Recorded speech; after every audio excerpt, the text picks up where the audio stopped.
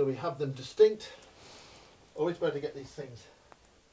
Right, okay. This is the one I'll move about with. And I'll check this one. Okay, this is Lucy Wyatt, and it's early February 2026, and we're talking about your Substack.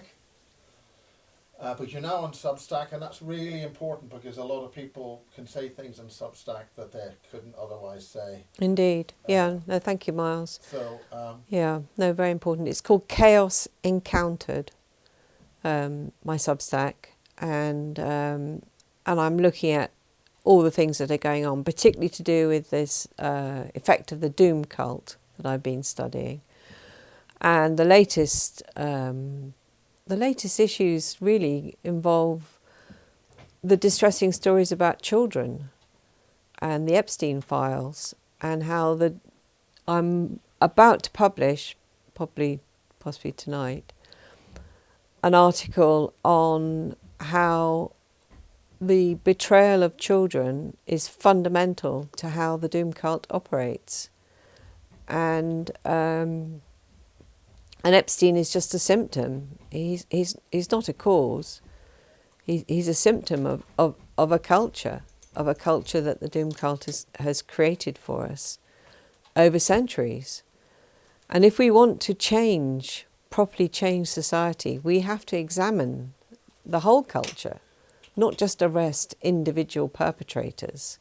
We need to understand exactly what's going on at a very deep level of how we've been moulded and shaped.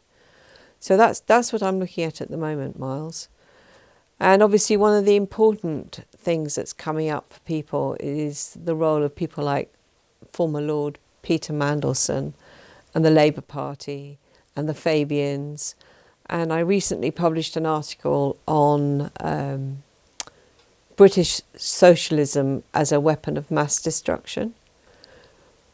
Because I think the really fundamental point that people need to understand is that socialism didn't emerge as some organic philosophy. It was shaped and encouraged by oligarchs, by the doom cult. Fabianism and socialism and communism are all products of oligarch funding, of oligarch direction of travel. And in my previous article on British socialism, I go back to how in the 18th and 19th century, how socialism evolved, especially in Britain. And in particular, what I look at is how it all came out of a reaction to the French Revolution in 1789. Now, what most people might think was that the French Revolution encouraged people to think that you could break with aristocracy, you could execute the king, that the poor people would take over, and that this was the root of socialism. It's not quite the case. For a start, the British were implicated in the French Revolution in the first place because they wanted to create trouble for the French regime in the 1780s, 1789. It was revenge for the role that some of the French played in the American Revolution of 1776. The Marquis Lafayette is a prime example of that. He fought with George Washington against the British. And then he also helped to lead the French Revolution in 1789, because at the time they thought they were going to move towards a constitutional monarch. And the French king wasn't actually killed for some time later. So we've misunderstood the French Revolution, and essentially matters got out of hand.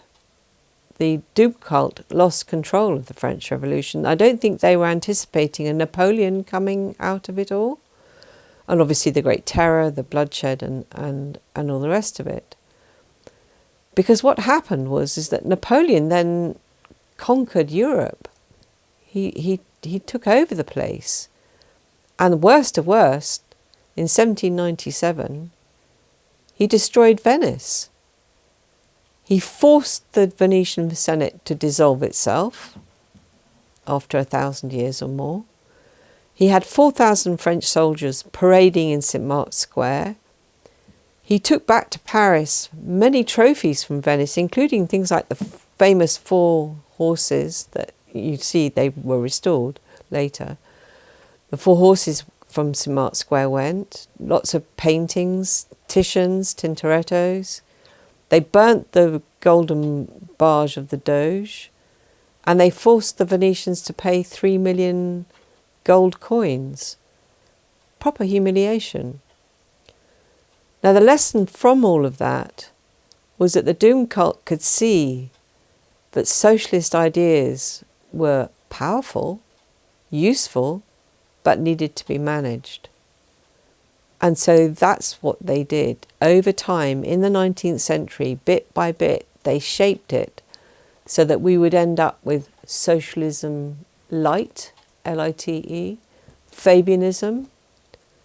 Of course, that didn't happen for another 100 years, so it took time for this to evolve.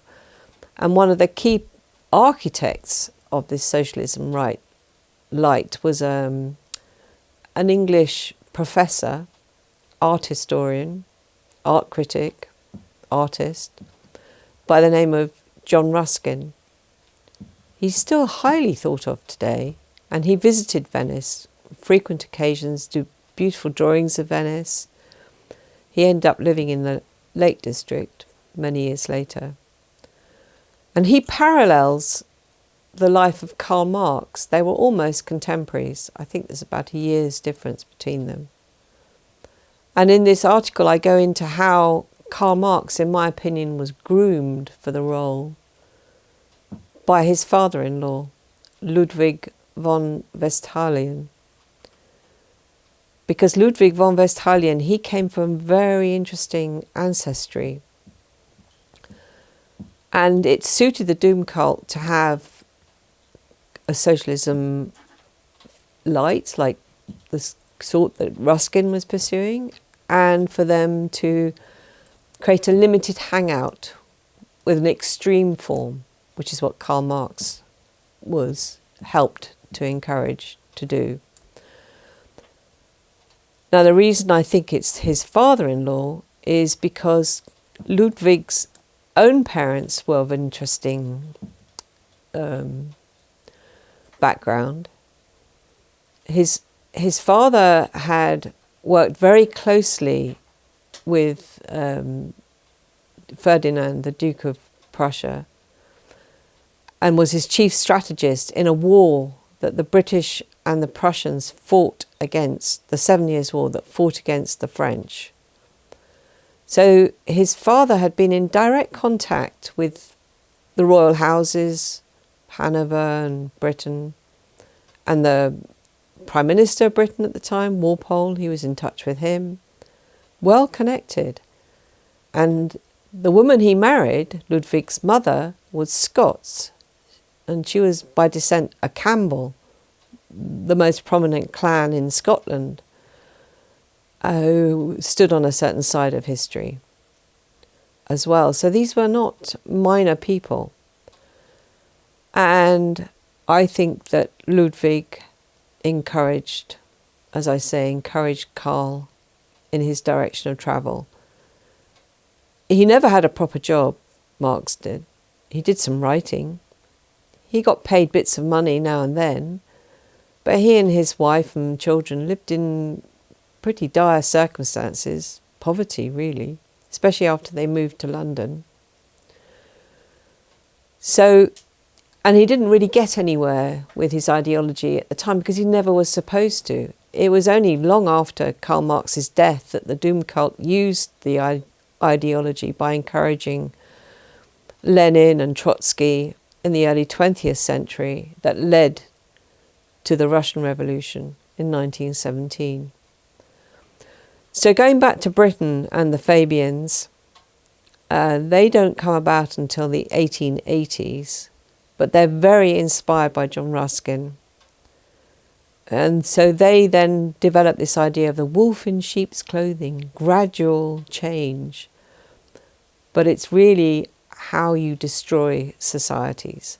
And one of the key thoughts, the key motivators was to create dependency. Now, what had happened in England in the early 19th century was we'd had the introduction of the Poor Laws in 1834. And these poor laws were deliberately designed to discourage what the Victorians called pauperism. The poor laws were specific in terms of encouraging people to go back to work, encouraging people to look after their families, to take pride in themselves, and to not look for welfare, to not look for benefits. And it's precisely that the Fabians and the Socialists have been working on to change. But interestingly, it wasn't a Labour government or a Socialist government that actually made the first major change to welfare dependency in that direction in England. It was actually a Liberal government led by Lloyd George, who had as his Home Secretary Winston Churchill, the famous wartime leader. And this was in 1911, the time when they first introduced the national insurance. This was a major break with earlier self-reliance that the Victorians had encouraged. So they were building on that. And then one of the key people who come out of all of this is the famous economist John Maynard Keynes. Now, he joined the government during the First World War, so he would have been very familiar with what Lloyd George had done with Winston Churchill. And he and his mentor at Cambridge, Arthur Marshall, I'm sure would have known about the Poor Laws in 1834. I'm sure they would have known about the importance of not encouraging welfare dependency. And so it's conscious, deliberate, that after the 1930s, when Keynes has published his general theory in 1936, that we move officially towards the idea of government deficit spending, something that we've been burdened with ever since. And all of this is part of deliberate moves by the Doom Cult to destroy society.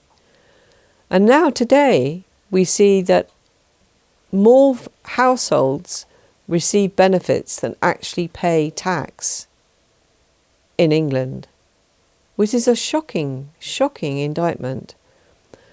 So what happened, especially after the Second World War, what happened was we had governments that pursue welfare dependency as official policies, paying benefits, and we have a private sector that's pursuing free trade strategies, market efficiency, especially after the 1970s when the Doom Cult deliberately opened up China for business, which resulted in the beginning of deindustrialization.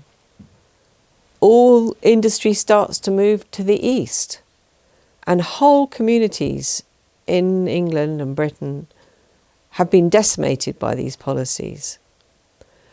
All of this is the background to why you have such appalling scandals in Britain, like the child rape gang scandal.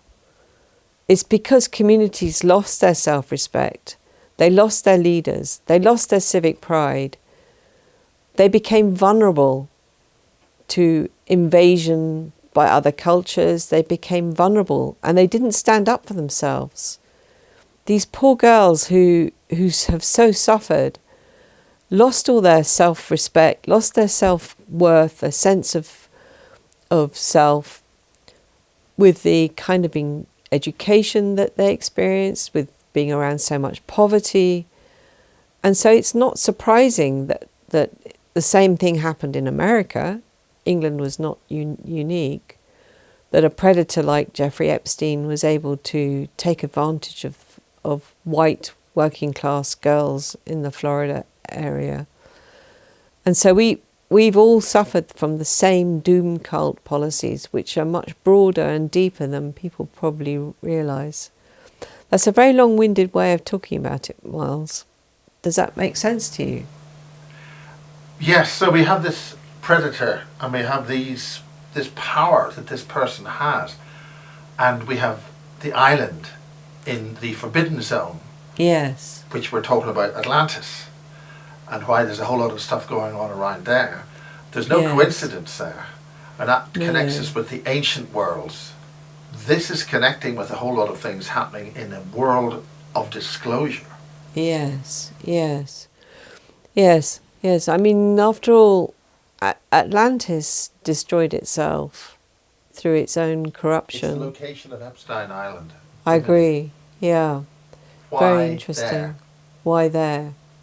And I'm not fully briefed up on this, but I believe that Ghislaine Maxwell, with her ability to navigate submarines and what have you, And Jacques Cousteau. yeah, Jacques Cousteau. Now this is work done by Daniel List, the dark journalist. Yes. He's done a lot of work Yes, on he's that. done a lot of work on that. So credit to him. Yeah, absolutely. No, I have watched some of his videos. I know it is remarkable the links he's put together. It's very true. I'm not really very strong on that whole subject. Daniel is much stronger than he knows a lot more than I do. That's certainly true. Curious fact that the US Virgin Islands were once upon a time owned by Denmark, which is a strange connection to Greenland. Well, where's this Denmark thing going? I mean, Denmark used to have a huge empire, didn't they? I don't know much about the I think Danish the Empire. Danish Empire was quite big. Norway and all. There's a lot involved there. Yeah, possibly. But then the Vikings, of course, they were the ones that established colonies on Greenland, because Greenland was green. Because don't we know climate change changes? And it wasn't full of ice at that time. Strange. No carbon dioxide involved, obviously. So there's some very curious links in all of that. I mean, obviously some of the interest in Greenland is to do with rare earths and what have you. But I'm also... Well, that's because the Canadian Prime Minister, former Mark Carney, governor of Bank of England, Bank of England, and yeah, Mark Carney. and he's just cut the Americans off from all the Canadian rare earths. Well, I think he's desperate to keep America out of Canada, full stop. It's all looking a bit dicey for them. Where do you think his background and this whole thing is going? Bearing in mind we've got the Epstein stuff just released early 2026, the recent trouncing that Trump gave the World Economic Forum. Yeah, indeed. And then we have a situation where the laughing atom war, whatever, that kind of a thing. But Trump is bought by the globalists, really. Well, there's different ways of interpreting things. If you want to explore that. Whether Trump's bought, I'm dubious that he's a tool of Israel, that he's a tool of the British Empire. I'm not seeing that. We mentioned off camera about the Prometheus ladies. Yes, the Promethean action. Promethean action. Yeah, Susan Kokinder. Do you want to go into that a bit? Well, I think because they follow Lyndon LaRouche and the LaRouche organisation, which is all good stuff. And what is the LaRouche organisation? Well, he was somebody who took a different approach to economics. He's the one that carried on these ideas of Alexander Hamilton and the American political economy, which, as I understand it, it's about how you use state funds or whatever to create the conditions for growth. So you invest in your communities, you build your infrastructure, you build your railways, you build your roads, your bridges, to help promote growth, to help promote wealth and employment. And you don't just do this deficit spending, which is spending on welfare. That's a really significant difference between American political economy and Fabian approach to economics, which is what British governments have been stuck in doing. And So they're big supporters of what Trump is attempting to achieve. I'm very much in favour of what they're saying. I just feel that they're slightly missing an element of their analysis, which is they focus a lot on the British Empire, quite correctly, but they don't realise who it is that taught the British everything they know. They don't seem to know about the historic background to the British Empire. They don't know about the Venetian Doom Cult. And they don't seem to realise that entity has never disappeared. It's always been around. Even after 1797 and Napoleon destroyed Venice, the Venetians, they'd already set up these alternative locations because they'd been worried since 1508 that they were going to have to leave Venice, which is when they first took an interest in London, was in 1508 in Henry VIII. They also set up bases themselves in Amsterdam and in Geneva. And I'm personally convinced it's one of the reasons why Geneva still to today has so many international bodies located there. It's a very secretive city. Well, you have the Khazarian Mafia. Khazarian Mafia, possibly. The Khazarian Empire, and that's awfully close to Tartaria. Yeah, this is true.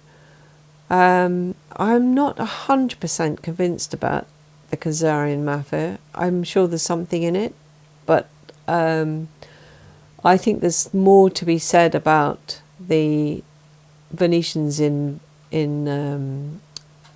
Geneva and Amsterdam. And it's no coincidence that Amsterdam and London both become such major locations for trade. The British East India Company, set up in 1600, and the Dutch East India Company.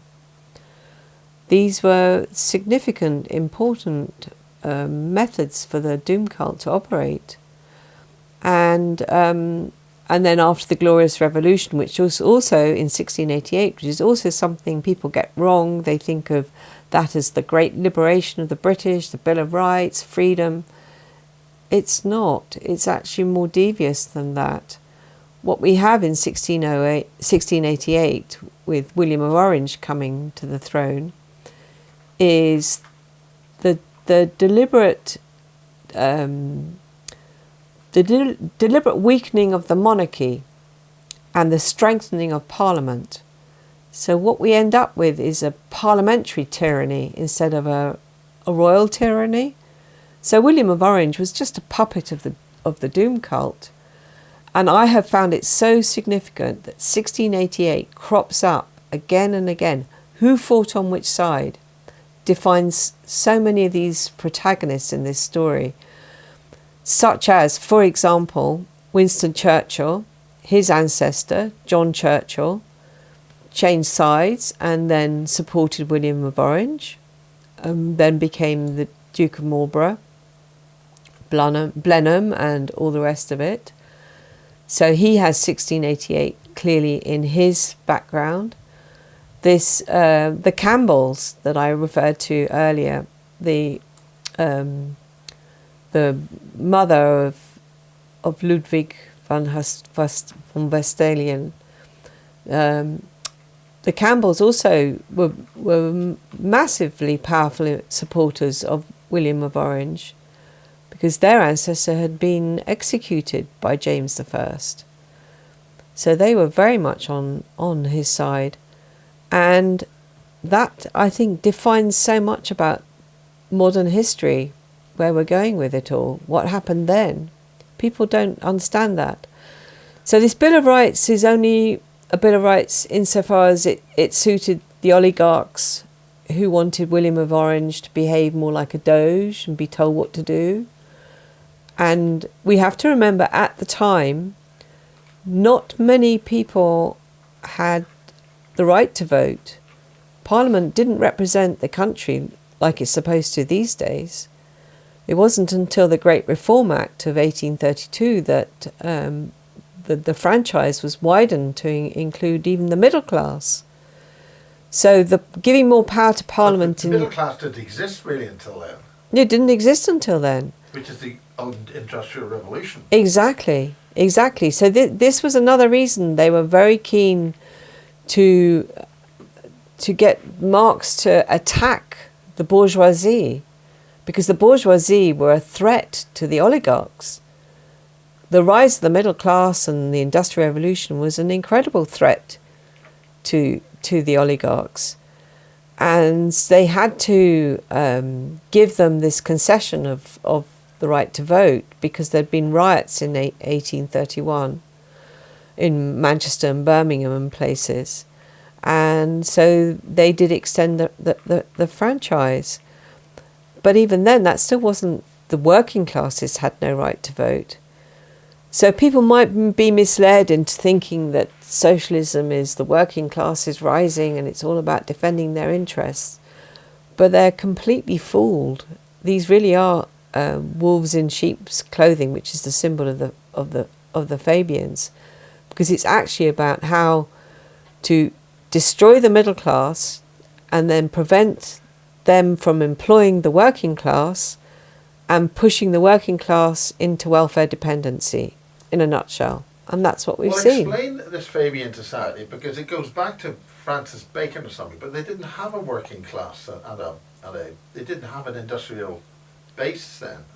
Well, back in the early days of the Tudors, and is that what you're referring to? What does this Fabian thing mean?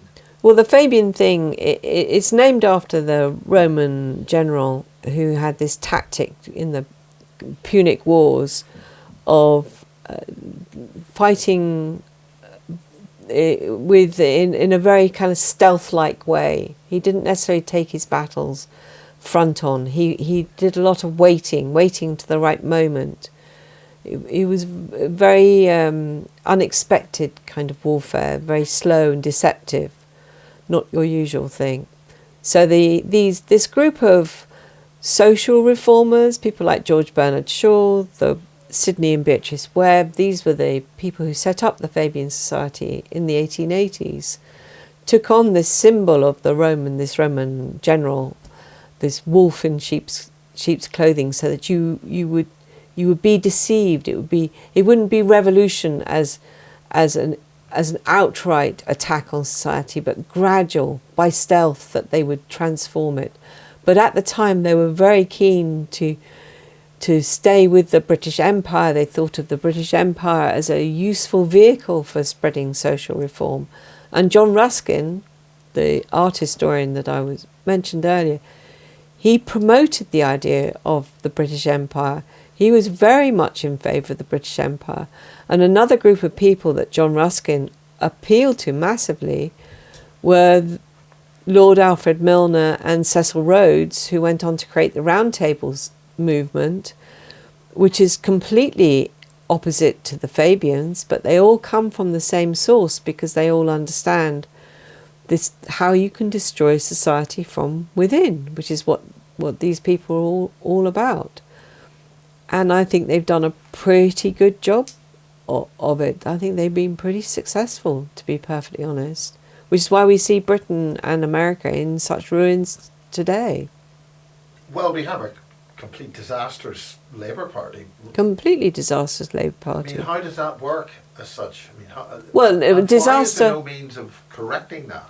Well, disaster depends how you define disaster. If by disaster you mean succeeding in terms of Fabian objectives, hugely successful. Yes, that's the point. People think he's this, that, and the other, but he's doing the bidding. Getting on with it. Absolutely, he's doing what the oligarchs want. He's creating more welfare dependency. He's disincentivizing business. Every time they do things like put up national insurance, they put a tax on employment, so people aren't employing people. Everything is counter to what should be happening. So quite how we get out of this mess, I'm not 100% sure. But I think there are some important steps that have been taken. And I think what will be very interesting will be to see what comes of Rupert Low, the MP.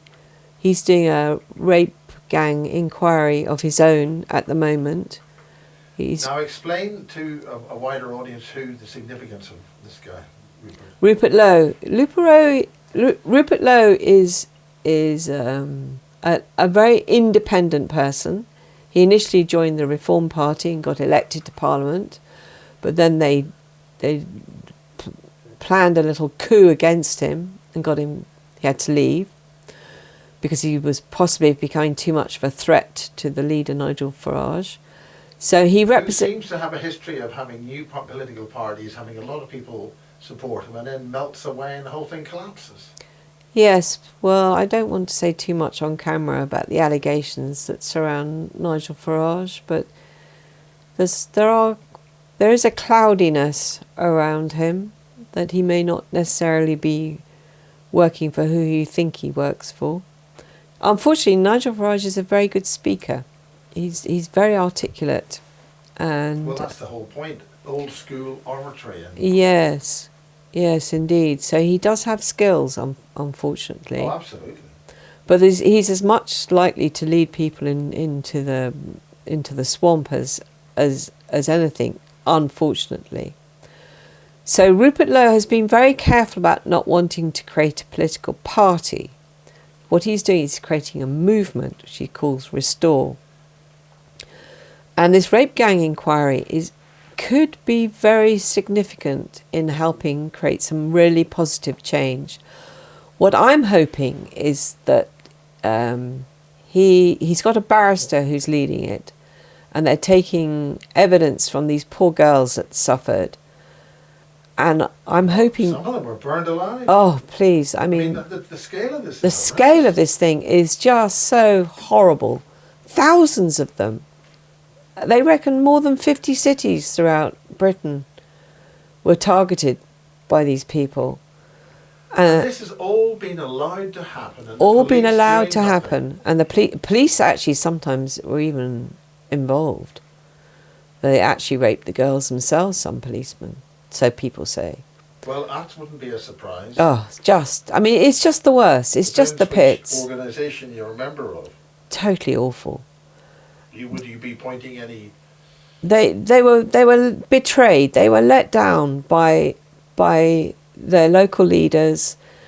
They were the result of this culture of poor education. They were discriminated against during their schooling years because of all the DEI. So diversity, equity, inclusion. It's the white working class who have suffered the most from that kind of Fabian approach to education. So they're considered to be the lowest of the low, and that makes them very vulnerable to predation. And then the need to keep the Muslim vote in Labour areas means that local politicians paid no regard to what was going on, often complicit as well. It's such a scandal. It's such a stain on our character, and it's the result of communities fracturing. It's a result of loss of leadership, of people not having civic pride, of having no sense of responsibility. One of the things that I've learnt recently, Miles, is how they changed the judicial system. They seem to have discouraged justices of the peace and the whole magistrate system, which used to be taken from predominantly middle class, but well-intentioned people who took their responsibilities seriously. And instead they promote people to the bench who have a completely different set of values that aren't shared by most of us. And I'm not talking about colour or creed or anything like that. You can be completely English and lots of different colours and lots of different creeds. It's nothing to do with that. It's to do with being fair and responsible and taking care of people. And so they've deliberately. They did the same in America, where they funded the district attorneys who then would acquit people based on their colour or whatever. And as a result, you have so many more criminals running around. The same thing, I was really shocked to discover, the same thing has happened in England too. And so it's just made life really difficult for these people. But it is conscious, it is deliberate, flooding their communities with all these immigrants and so forth, without any concern for people who already, even people who previously came from India or Pakistan, they're at much as risk to this kind of fracturing of society. So but it is deliberate. This is the problem. Well, We've been I saw invaded. this kind of thing happening in Hounslow, which was previously Yes. Irish, then became a lot of Yeah, Asian absolutely, people. absolutely, And then they were outed by these immigration things. indeed. But it is a conscious, deliberate policy. That's what's so African distressing. And Arabian, I think, countries. Yeah. So I think that what could come out of the Rupert Low inquiry is an understanding of how this has come about, because it isn't just the evil perpetrators of these terrible deeds, these poor girls, that need to be punished, and some of them have been caught and sent to prison. It's the people who allowed it. It's the people who enabled it. It's the structure. It's the local authorities who did not do their duty by these children. This is the whole point, the whole reorganisation of the councils. Where do you see this is? I mean, the loss of elections to re-elect them, because they're busy doing this complete transformation. So Yes, they are. Where do you think that's leading? Well, they're trying to consolidate power, aren't they, by making us all into these bigger and bigger units. It's happened down here in Somerset too, getting rid of the old boundaries, the old what they call them, not parish councils, the one above that. They've got rid of all of those, which is a terrible thing, because the more you concentrate power in fewer and fewer places, the less democratic power there is, the less power to the people. Well, is this not going back to the barons, Middle Ages? The barons and the Middle Ages. The old boundaries which had the overlords, the barons. Indeed, you could argue that. I mean, obviously, bad things happened to England when the Normans invaded.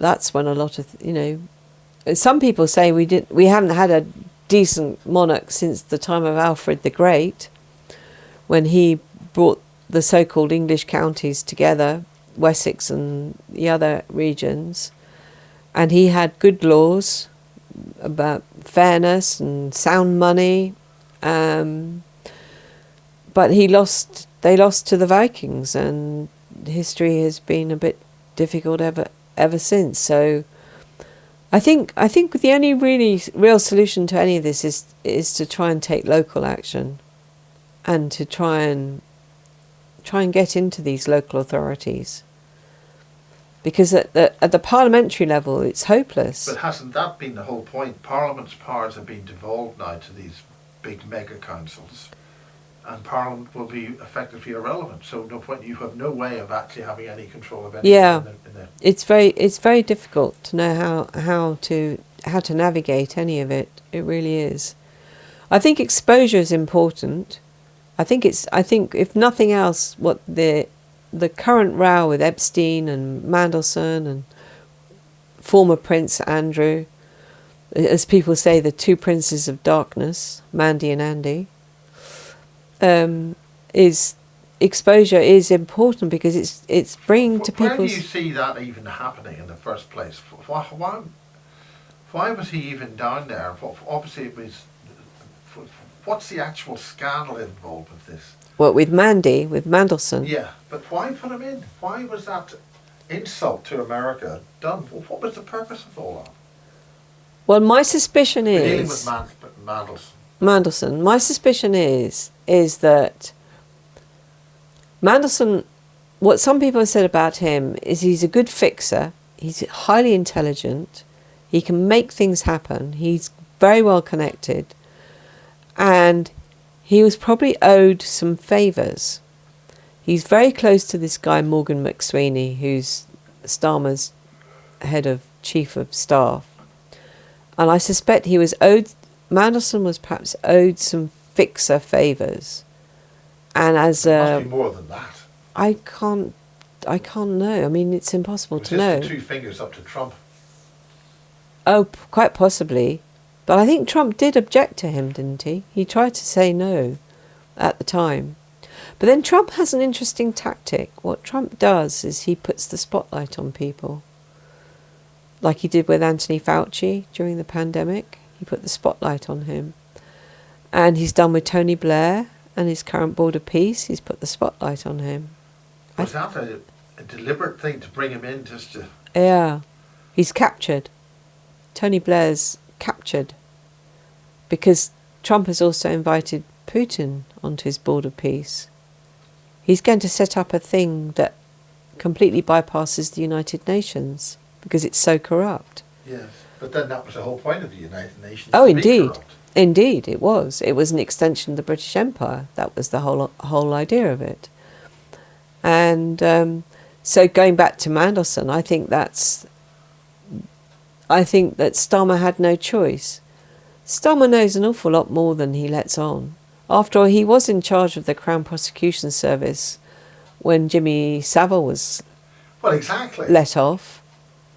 Starmer has history in all of this, going back decades. He was a member of the Czech Communist Party or something. I don't know about that. Yeah, I mean, that's he was actually a member of the party. Of the Czech Communist Party? Yeah, for some reason, Czech. Oh, that is strange. I didn't know that. But, Daily yeah. Mail did a thing on that. Oh, okay. I believe you. But, yeah, so Starmer's up to his neck in all of this. But he's not able to be removed. How would they constitutionally do this? He needs a vote of no confidence to do that. But the Labour Party is very controlled, so we'll see. We'll see how much pressure builds. It's not rocket science that if they vote them out, they're so unpopular that they're all out of jobs. So oh, indeed. But if he keeps cancelling elections, when will there be any elections to kick them out of? Well, it's talk that Trump's going to cancel the midterms. Oh, I didn't know that. But that maybe is just, There's a lot of anti-Trump rhetoric. We have to be careful of that. Orange man bad.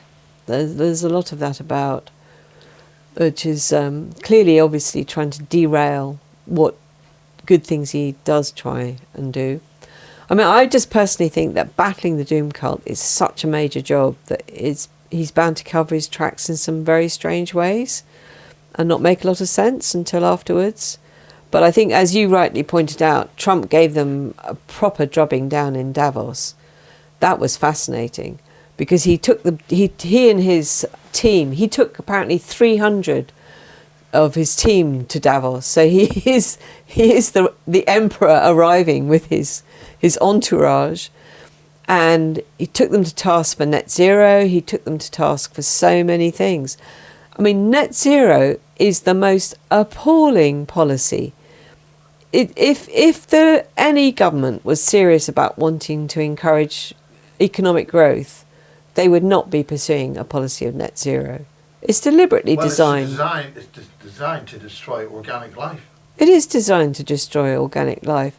The cost of fuel is one of the major costs to business, and so it's totally obvious that is the motivation behind net zero, because there's no scientific excuse for it.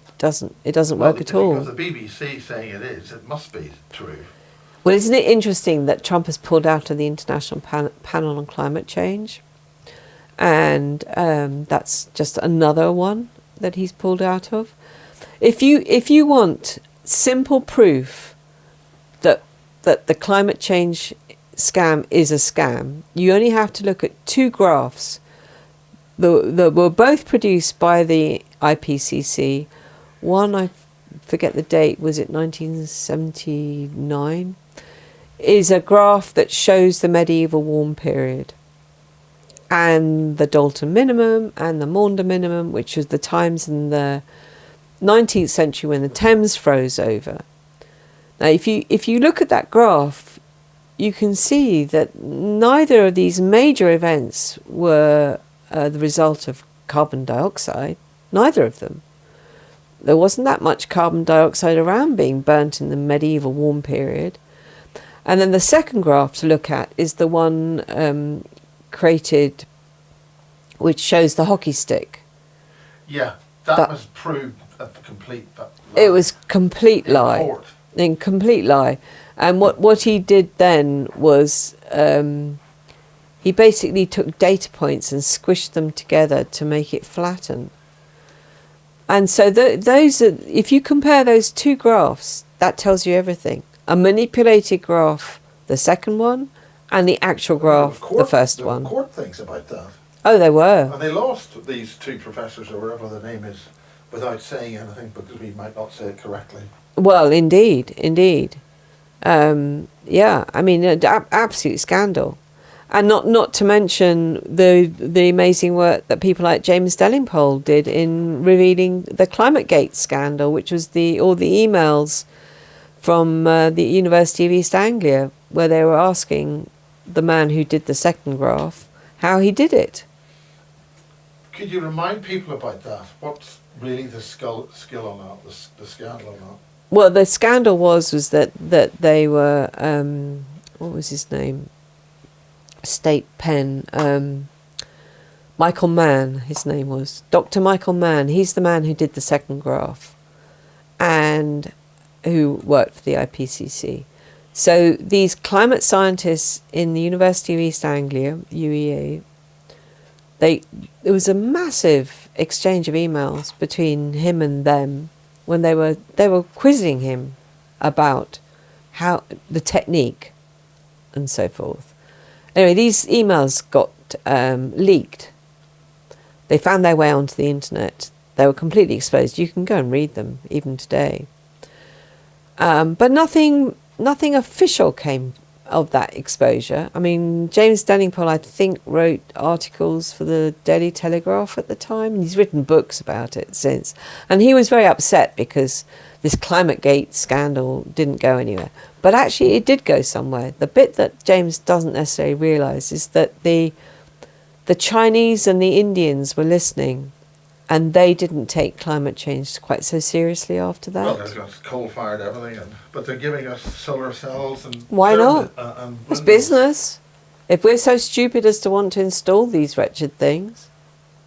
I don't own a single solar panel, I'm glad to say. Well, on a day like this, they're useless. Well, absolutely. No wind, no sun. What are you going to do?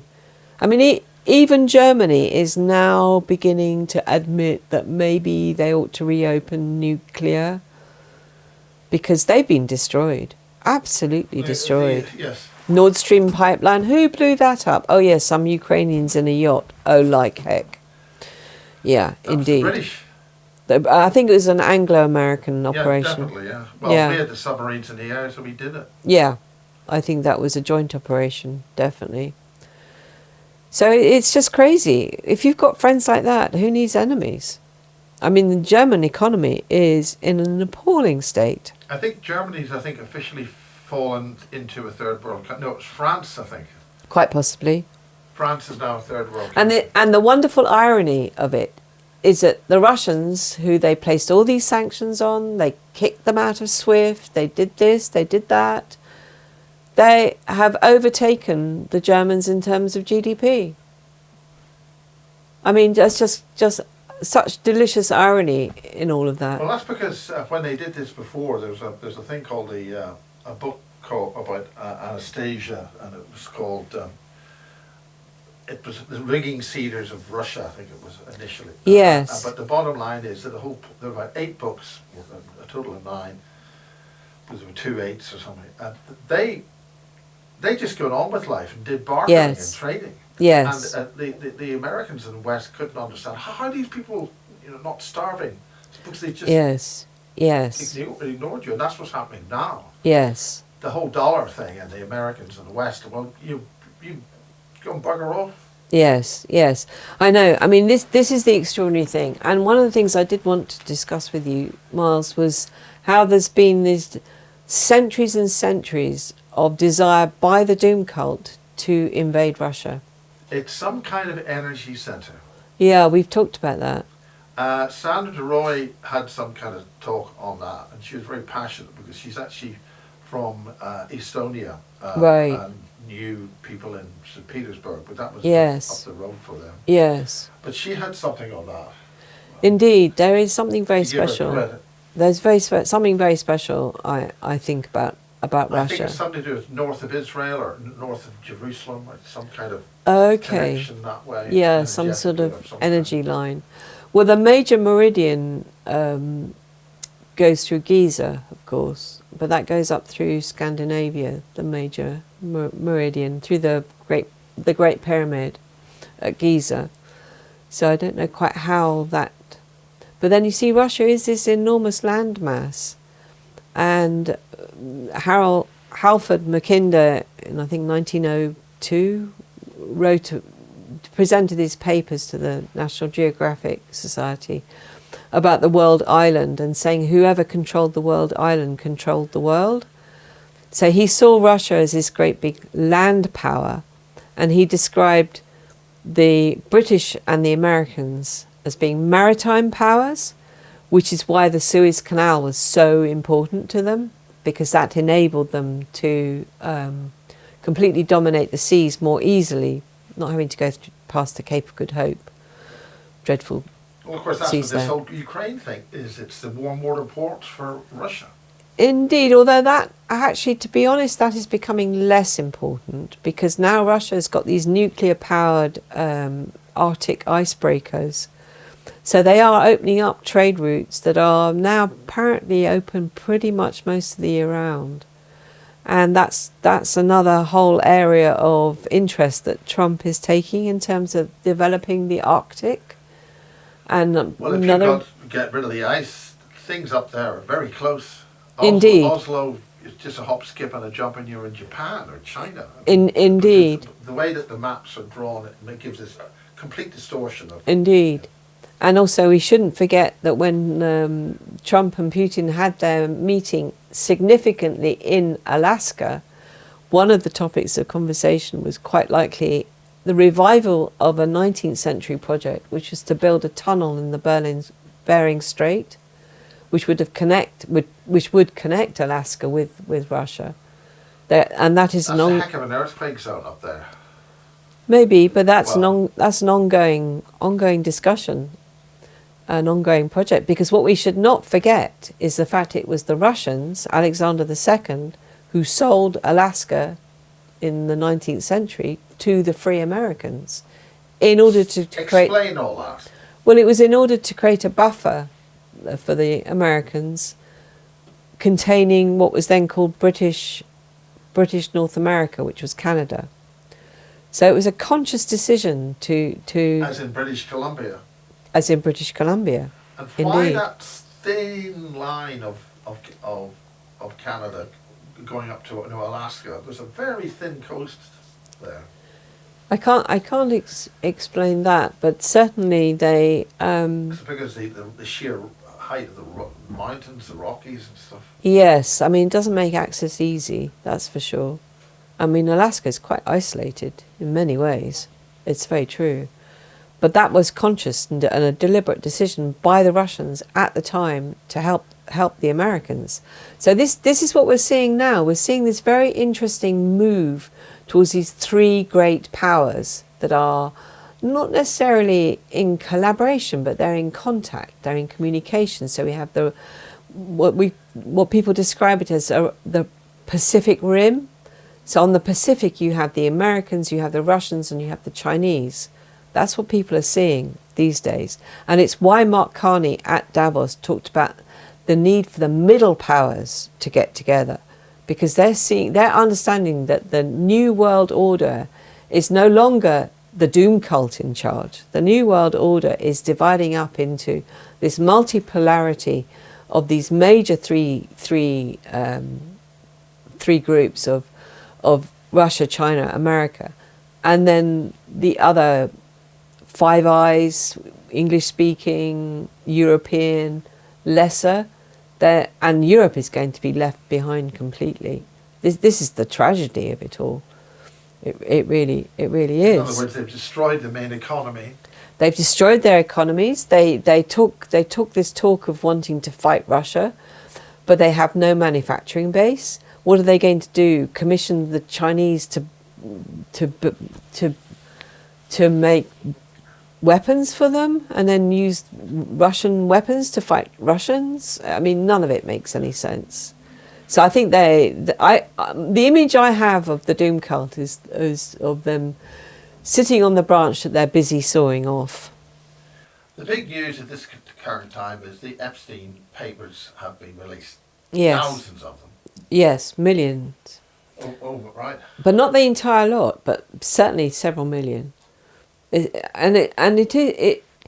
if very little action follows, it is going to change people's attitudes. It's going to change the way people think about things. Even if it confirms a lot of what a lot of people knew already.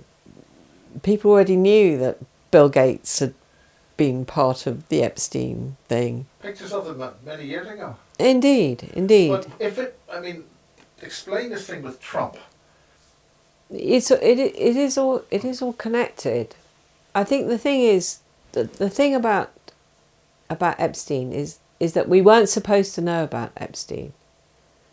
And did he die anyway? But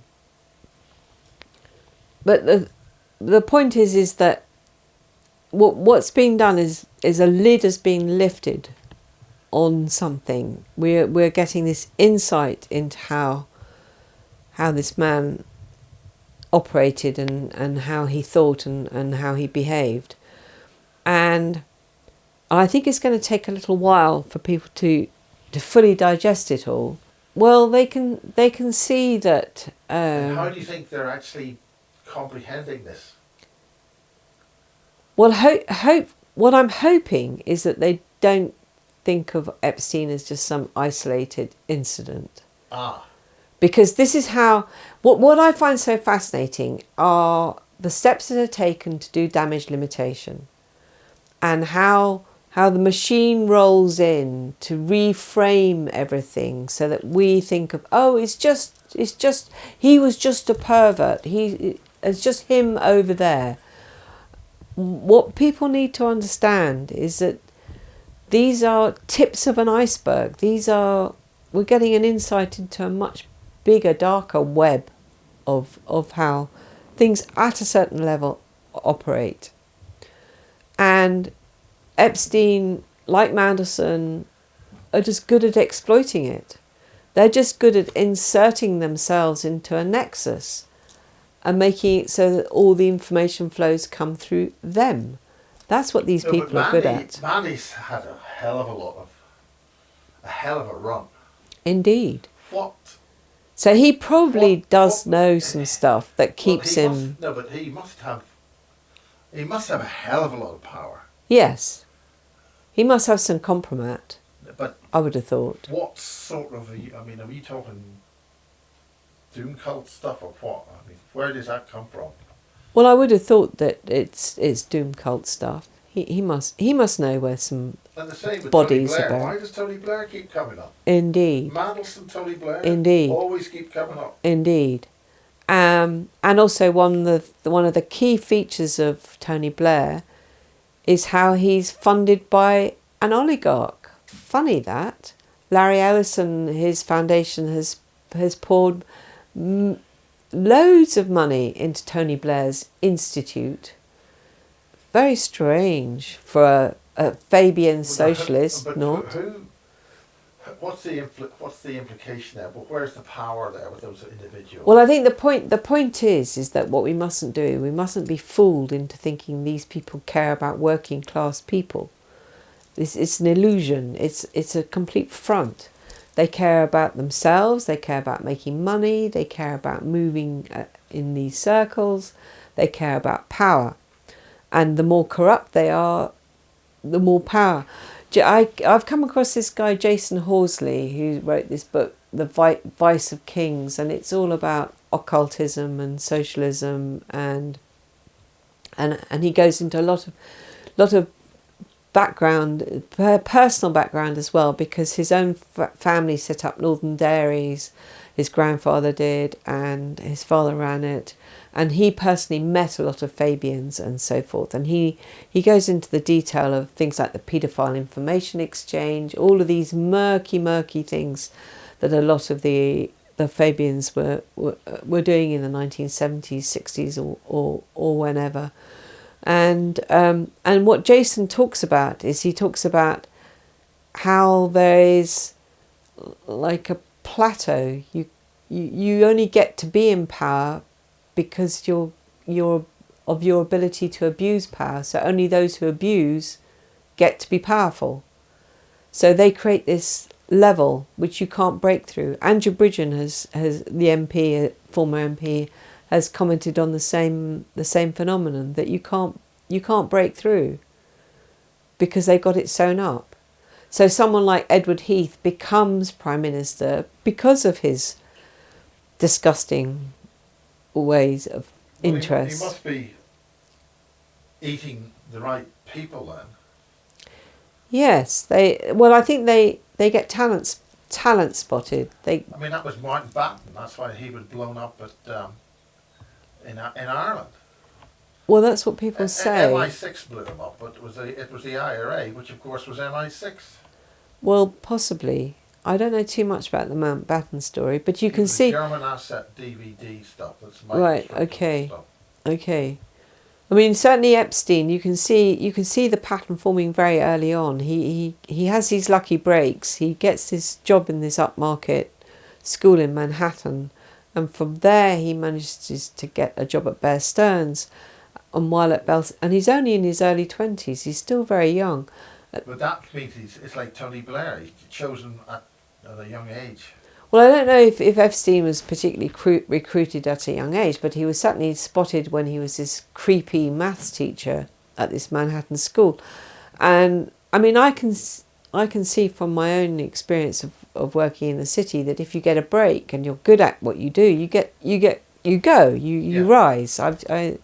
I could see that if I was at all financially literate, I would have had an amazing career in the city myself from the 1980s. But I'm not very financially literate, so that didn't happen. But Epstein, who obviously was able to crack the maths and do the trades, he got to run the book apparently on the Bank of Commercial Credit International, BCCI, which so Bear Stearns Bear Stearns were Remember doing. That was in Belfast, right beside the BBC. Yeah, well, the Bear Stearns apparently did all the stock market trades for the BCCI. So at this point in these early 20s, and this just to explain to people, it was this very dodgy bank that was apparently a CIA cover operation involved in drugs and arms and prostitution and so forth. And so you have this individual, Jeffrey Epstein, with these obviously a tendency towards wanting to prey on young girls, working on that desk, doing those trades, and he's making contacts, and the BCCI has connections to something called the Safari Club, which involved Adnan Khashoggi, who's the arms dealer, and that has extensive contacts throughout Africa and the Middle East. So you can see Epstein becomes Rolodex man. He becomes the man with the contacts. This is how finance works. It's who you know. It's not what you know. It's who you know. And he's building these connections. He's building these contacts. What we see later with the island and so forth is the inevitable outcome of these early connections. Yeah, but the big elephant in the room is Robert Maxwell. How did all that get involved there? Well, indeed. Who knows? I don't know the exact story of how he. Family in there? Well, he was well, what the Epstein emails talk about is how Maxwell was passed away, i.e., didn't bumped him off. Yeah, bumped him off because what the Epstein emails say is that Maxwell was himself threatening Mossad with exposure because he wanted more money. So he was becoming, it was becoming a problem. So they bumped him off. Yeah. That's what the Epstein emails actually talk about. I don't know how somebody can fall off a boat in the Atlantic Ocean and then drift around a bit and then be found in the Atlantic bloody ocean. You know, the stranger things have happened, but Maybe you know, sharks didn't like him. yeah, probably tasted bad. Too much pension money made him indigestible. But Well, that's all hitting Black Rock right now, isn't it?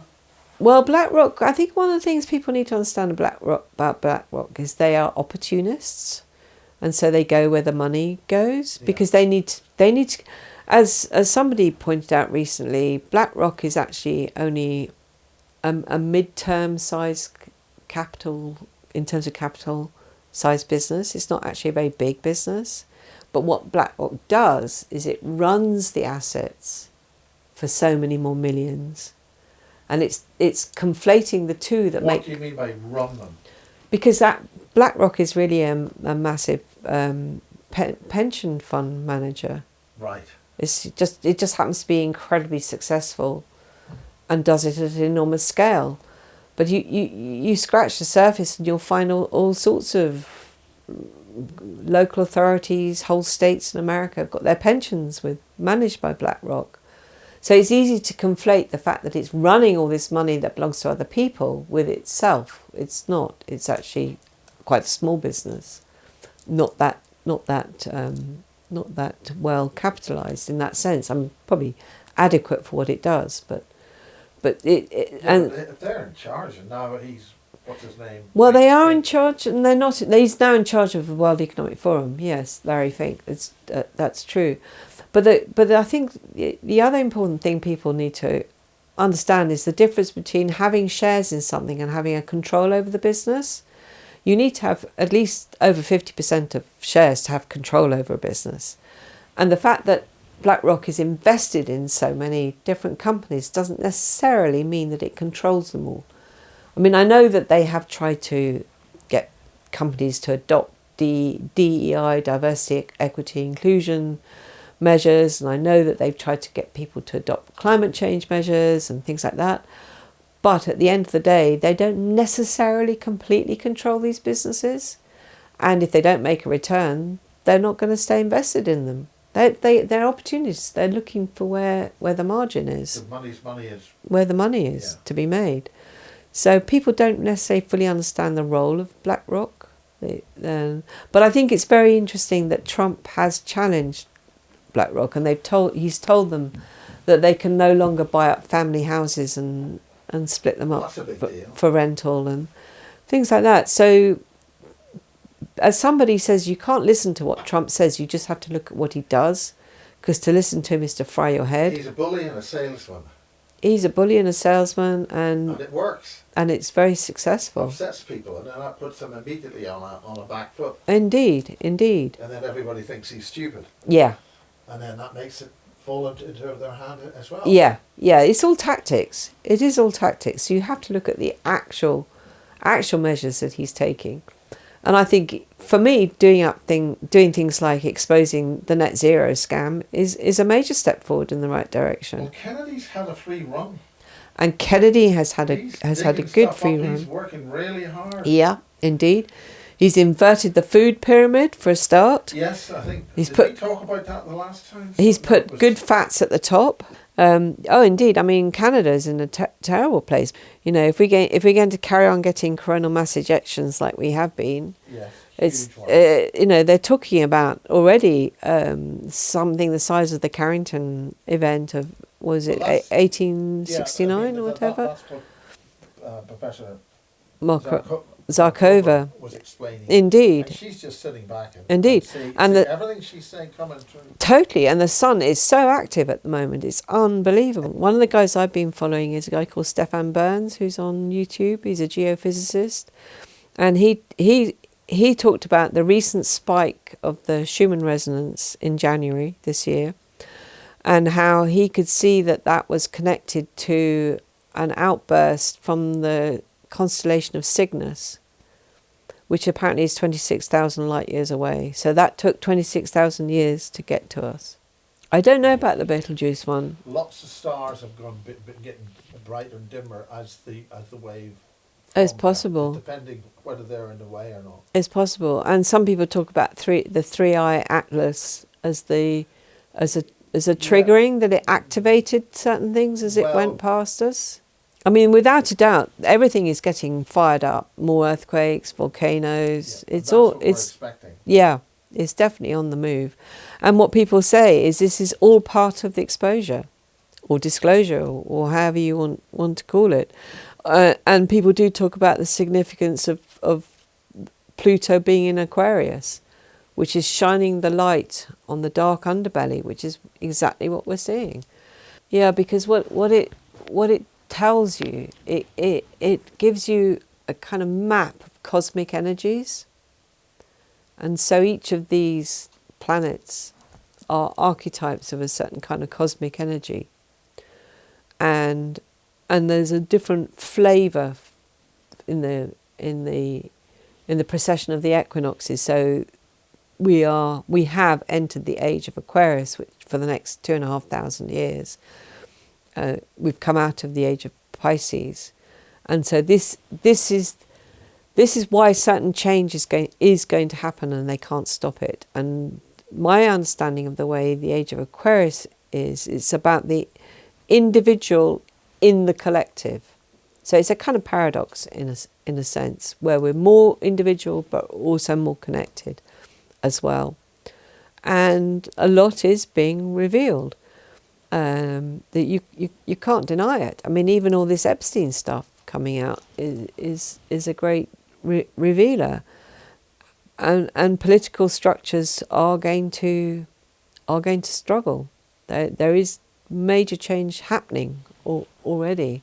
Well, I think it's a measure of desperation on their part that they keep issuing these things, that they keep trying to say we're going to move to digital ID, we're going to move to central currencies and all the rest of it. But as we've just been discussing, you only need one massive coronal mass ejection, the energy cascades down the grid, all the transformers blow up, and I think BBC then what Radio happens? 4 actually mentioned transformers. Oh, did they? Right. Because it takes years to build them. Yes, exactly. They don't keep them as spares. You know, because each one's unique almost. Yeah. To the load and the Yeah. job it's needed. Absolutely. And also with renewable energy, one of the problems they found is they can't phase it with the grid very easily. But that's the point. That's the very point. So none of this stuff works. None of this stuff works. All of this, it comes back. You're feeding it back to the grid. It can't. Yeah, I mean it can't do that. That's why they had the massive blackouts in Portugal and Spain. It's because they had an excess of renewable energy flooding the system that couldn't be phased properly, so it just blew it up. Yeah. So it just all came to a grinding halt. That's fundamental basics. Fundamental basics. When I was thinking about these things a long time ago, and I actually had my own biofuel that we made on the farm in Suffolk, and I had a massive generator, like a Thomas the Tank Engine sized one, that could pick up the power for the whole farm. One of the things that worried me was whether the surge down the grid, and I could have had this big switch, so I could isolate it, I could turn it off. Yeah, it was fine. I mean, I just did it manually, just switched it off. But what worried me was whether the surge down the grid could arc and jump across. That's what worried me. So relying on electricity is not the answer. It's so not going to work. It really isn't. And so I think that we are going to have some rude awakenings. And the theme really is about trying to encourage more self-reliance, self-respect, standing on your own 2 feet, believing in yourself. I don't think they'll succeed. I really don't. I don't think it's going to happen. They don't think it's going to happen to them. I think we will. I think so. I think they will find themselves very isolated. Well, some of the Rothschilds, so to speak, have died of suicide. It's true. I mean, they're not exactly necessarily a happy family. So there's no guarantee. And putting yourself into some sort of upmarket ghetto with gated communities, it could be the worst thing you did. I mean, these billionaires who've built themselves bunkers in New Zealand or whatever, I mean, they're more likely to die in them, aren't they? The doors rolled open and Exactly. So it's not the answer at all. No, much better is just to live in your community, work with your community, and grow as much food as you can. I mean, the Russians they're a great inspiration of how, when you consider everything that's been thrown at them. Can I go into some detail about the background to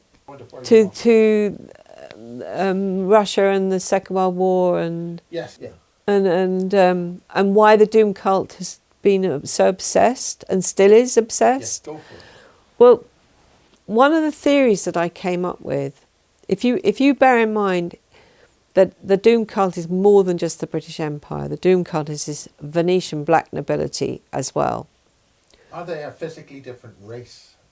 I don't know about that. They're just physically different. All these other... I can't answer that one, Miles. I mean, they might be, but we're all Indo-Europeans genetically, so how different, how much, Well, some of them... I think that's a line of approach that MI5 might want me to explore, that they're hybrids. A good old Rothschild agency like that. Yeah, exactly. So I'm not buying that one. But one of the things that I came across was the consequence of the fall of Constantinople in 1453 and its connection to Russia. Okay. This is something people haven't really thought about. Well, go for it. So, essentially, when the Roman Empire collapsed, it collapsed in two different times in two different places. The Roman Empire first of all collapsed in the West, in Rome, but for a long time it survived in the East, in Constantinople. It was named after Istanbul, Constantinople. And the Turks were very keen to get hold of Constantinople, and they kept attacking, and eventually they succeeded because it had this incredible wall constructions, this double, triple walls, and it was very difficult to actually invade and conquer. But in 1453, they did succeed. Now, what happened then is that the niece of the last emperor, Sophia Paleology, she was available for marriage, and the Pope at the time, well, the Venetians wanted her to marry, I think, some duke who owned Crete or something like that. But the Pope encouraged her to marry the Prince of Moscow. And it's from this point onwards that the Russians adopt Orthodox Christianity, because the Pope thought at the time that she would help to spread the Catholic Church. But she didn't. She actually took the Orthodox Church, the Greek Orthodox Church, with her, which is why Russians are Orthodox Christians from this time. And that's a big deal in Ukraine. Very big deal. Very big deal for all those Slavs, where their Christianity comes from. But even more significant, and this is the really significant part, is what I realised is what Constantinople represented to the Venetians.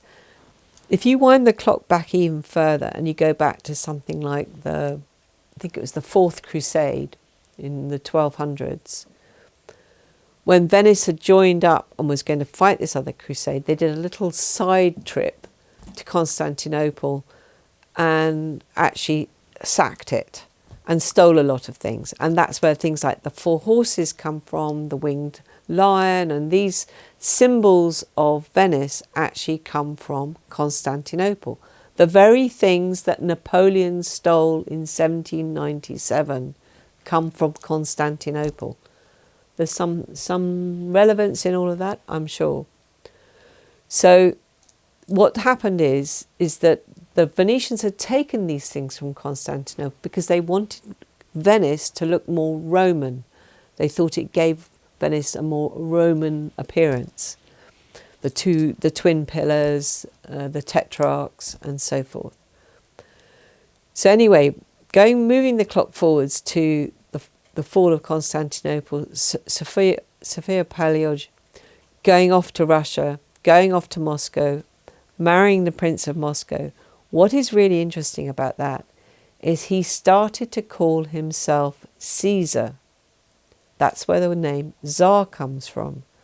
So he started to develop the idea that Russia was the reincarnation of Rome. The imperial thing of Russia was based on the new Rome. And his grandson, Ivan the Terrible, properly crowned himself Caesar of all the Russian people. And I think that the Venetians did not like this. I think that they thought, who is this Russian upstart? We are not on board with this. And it's not long after her marriage and the Russians take on these trappings. In 1555, I think she marries him in something like 1473, 1555, that the Venetians, with the help of Sebastian Cabot, who had a base in Bristol, in England. His father was John Cabot, the explorer, but came from Venice. They set up in England, in 1555, the London Muscovy Company, which was extraordinary because what that did, interestingly, is it set up a trade route up through the north, through Murmansk. It didn't go through the Baltics. It didn't go through that sea. It bypassed all of that and went up through the north, which is where all this Arctic interest is. That was in 1555 that started, the London Muscovy Company.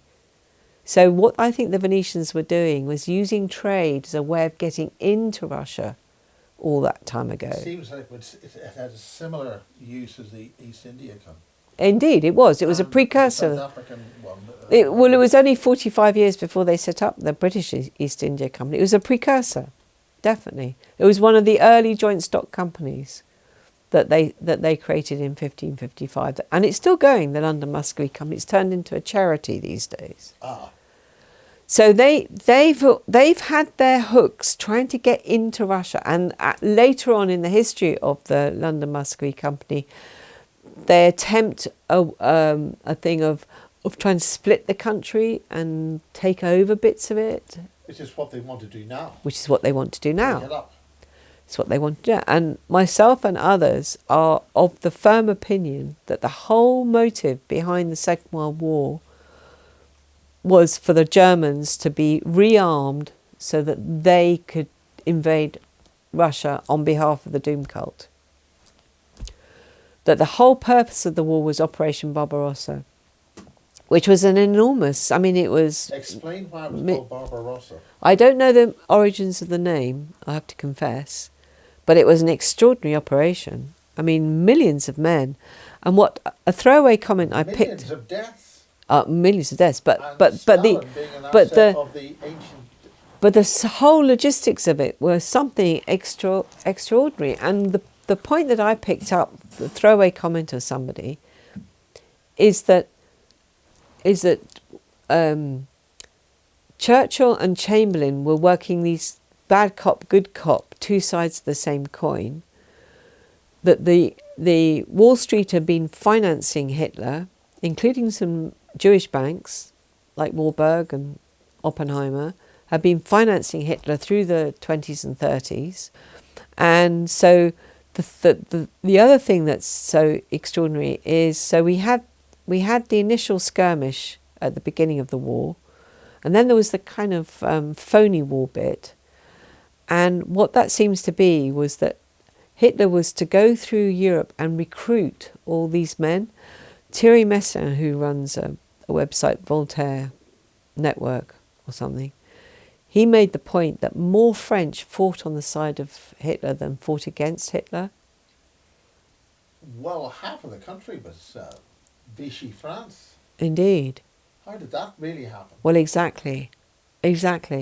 And so clearly what was going on, and Alex Craner, who I follow closely, has put out these series on Munich and the background, and how the Czech government was encouraged to give way to Hitler's demands and to concede the Sudetenland and what have you, because the Czech army at the time was better equipped and in a better position than the German army. And so the Germans needed to get hold of the Czech army. They needed to get hold of their equipment. They needed to get hold of all of that. And the British... Something just happened before... And the British helped to neutralise the Czechs. They helped to ease that. That was Chamberlain. That was Chamberlain. There was something about something that happened just before. Yeah, exactly. Exactly. And Churchill was being given money, according to David Irving. Churchill was receiving money from the Czech government. So the thing is that it was a front that was thousands of miles long and involved millions of men. The logistics were just extraordinary. And so, and it kicks off, I think, in June 1941. And by the December, it must have been obvious that Hitler had failed.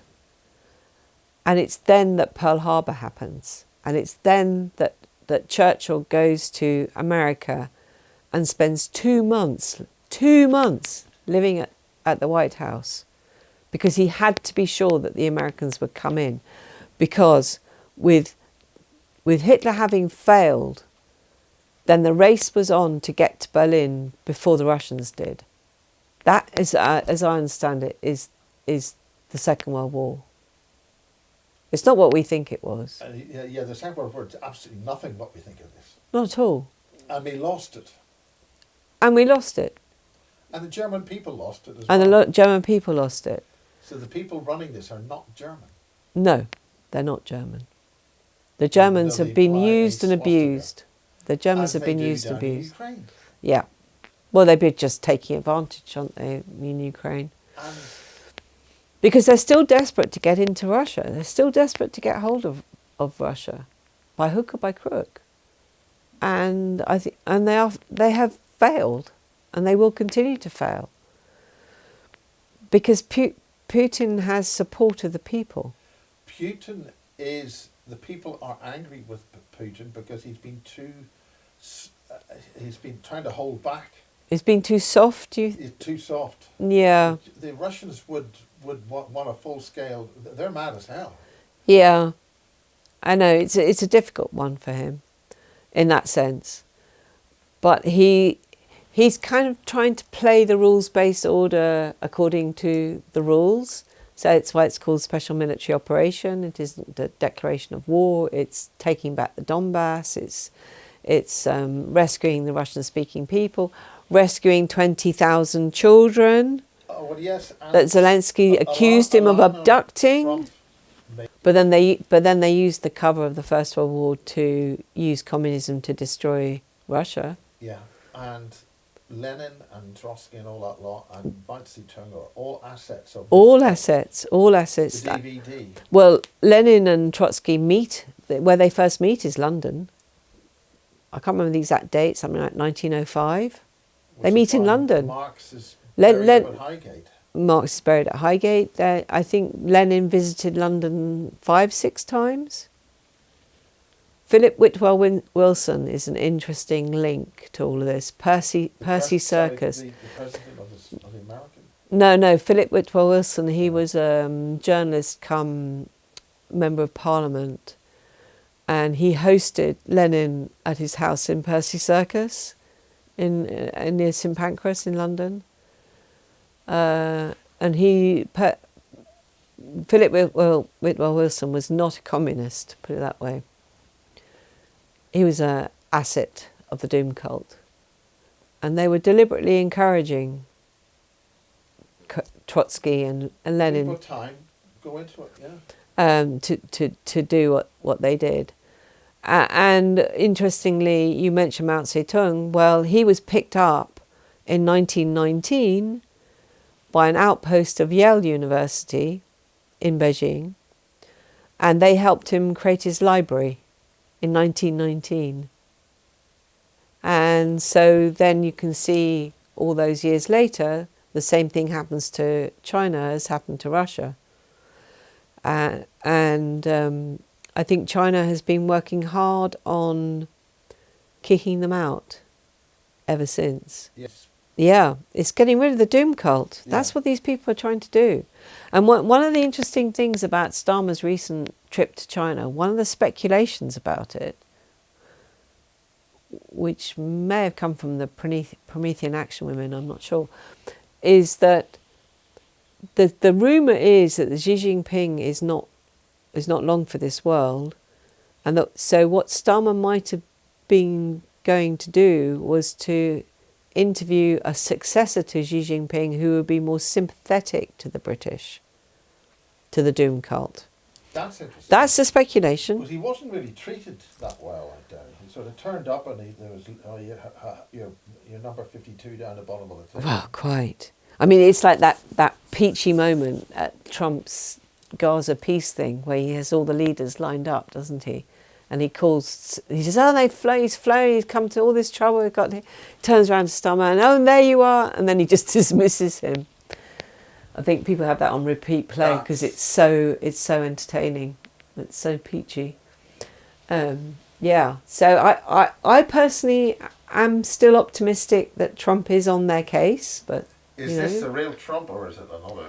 Couldn't really tell you. I mean, at the end of the day, if this is the not real Trump and he's doing good things, does it matter? You know, if he's telling them they've got to stop net zero, and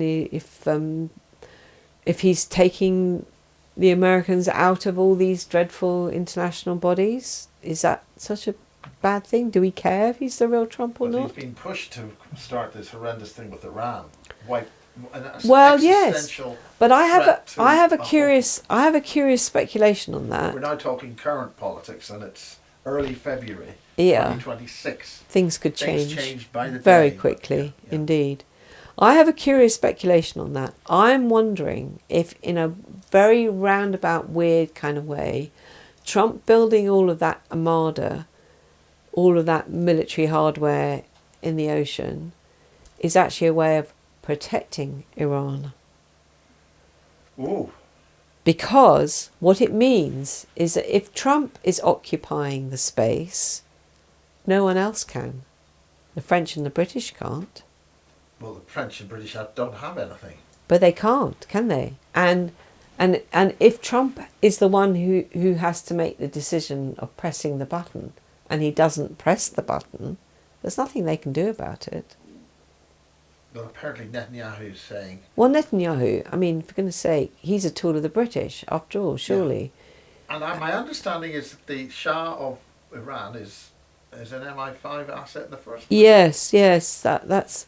Well, what this speculation was that I saw, and I have no idea if it's true or not, is that recent colour revolution that they attempted in Iran that failed because someone switched off the Starlink.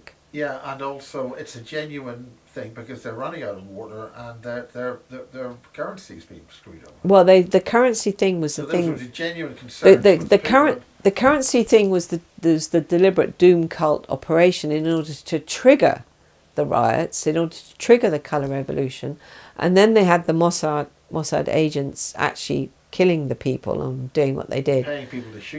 But they all got exposed. Starlink went off, and they were like, stuck. And then the Americans were supposed to come in with the heavy stuff, and that didn't happen.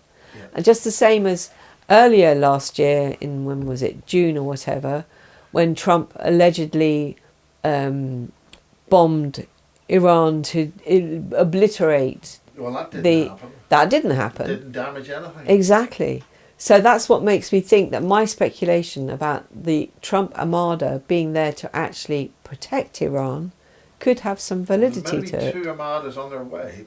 think from the Indian Ocean and somewhere else. He's going to play these games. He's going to play these games, and everyone's going to go, "Oh, look, he really means it. He's really a tool of it." No, I don't think he is. I think he's just winding them up. And he did the same thing with Venezuela.